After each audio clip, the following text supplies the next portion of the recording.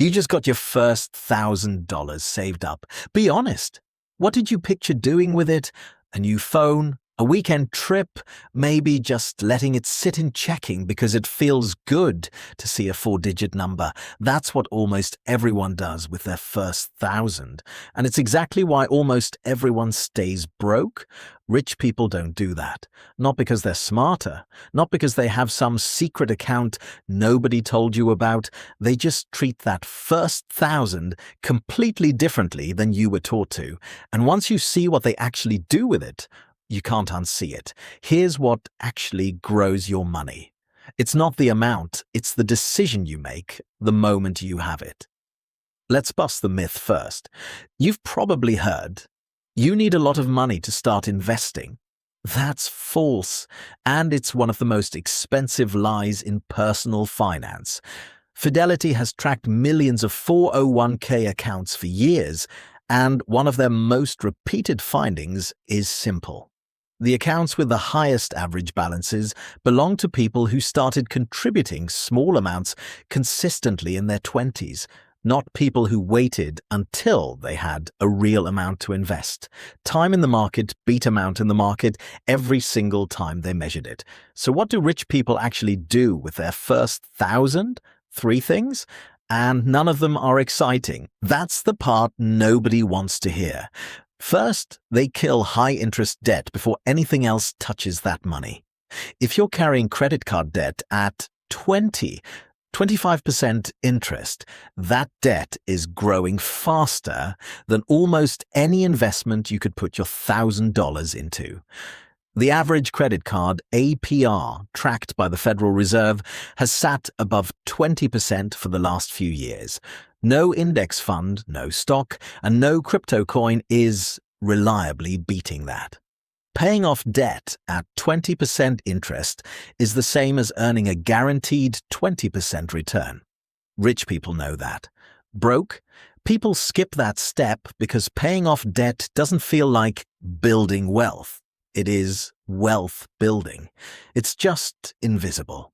Second, if the debt is handled, they build a real emergency fund before they invest a single dollar into the market. Not a vibe, not, I'll figure it out. An actual 3 to 6 months of expenses sitting somewhere boring and liquid. Here's why that matters more than people think. A widely cited study from the Federal Reserve's Survey of Household Economics found that nearly 40% of Americans could not cover an unexpected $400 expense without borrowing or selling something. 40%. That means, for almost half the country, one car repair or one medical bill turns into high-interest debt, which erases any progress they made. Rich people don't skip this step because they're cautious for fun. They skip going broke twice.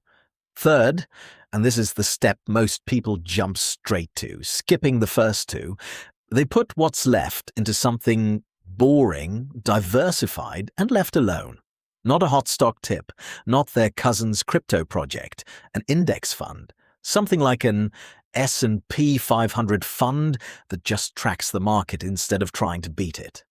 Here's the deep dive because this is where the real math lives, and it's more interesting than any stock pick. There's a famous, well-documented bet from 2007. Investor Warren Buffett publicly wagered that a simple, low-cost S&P 500 index fund would outperform a hand-picked basket of actively managed hedge funds over 10 years. Fees included. The hedge fund side had some of the smartest, highest-paid stock pickers in the world working on it. By the time the bet ended in 2017, the index fund had returned roughly 7 times more than the hedge funds combined after fees. The boring option crushed the smart option.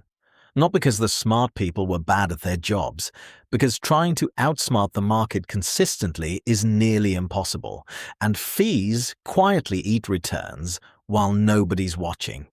That's the counterintuitive twist. You'd think rich people got rich by picking winners.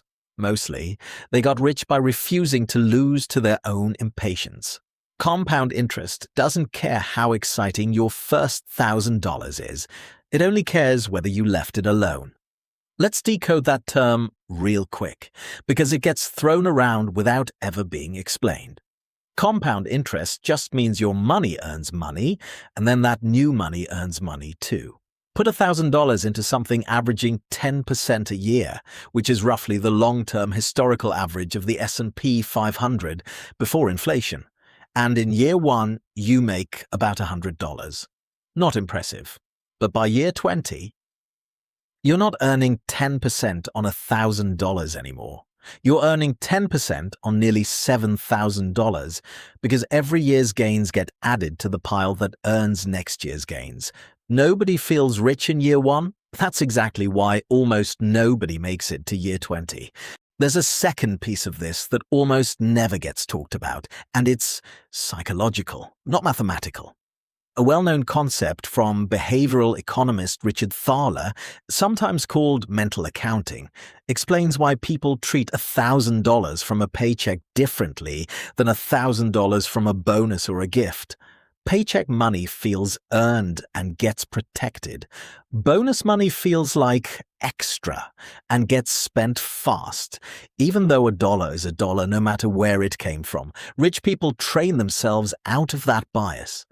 They treat windfalls exactly like they treat a raise, automated into savings and investments before it ever touches a spending account. So, willpower never gets a vote.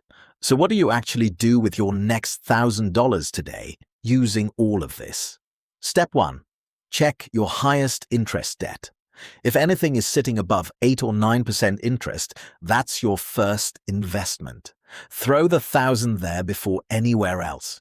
You are guaranteed a return equal to that interest rate, which almost nothing else can promise you. Step 2. If you're debt-free or your debt is already low interest, ask yourself honestly if you have 3 months of expenses saved somewhere you could access in 48 hours without penalty. If not, that's where this $1,000 goes. Boring, unsexy, non-negotiable. Step 3, and only after those 2 boxes are checked, open a brokerage account, if you don't have one, and put it into a low-cost, broad index fund. Not a single stock, not a trend, something diversified enough that you're betting on the entire economy growing over time instead of betting on one company's next earnings call. Then, and this is the step that separates people who build wealth from people who almost did, you leave it alone. You don't check it every day. You don't panic sell when the market drops 10%, because it will multiple times, and every single time in history, it has eventually recovered and gone higher. You automate the next contribution, and you repeat this exact same boring process with your next $1,000 and the 1,000 after that. Rich people didn't get a different set of rules than you. They just stopped waiting for the right amount to start following them. You asked what rich people actually do with their first $1,000. Now you know. They don't spend it to feel richer. They use it to become richer, quietly, in a way that doesn't look exciting for the first few years and looks unstoppable by the 10th. Your first $1,000 isn't a reward for the money you already made. It's the seed for the money you haven't made yet. Go check your interest rates today and decide right now which of these 3 steps that $1,000 is actually going to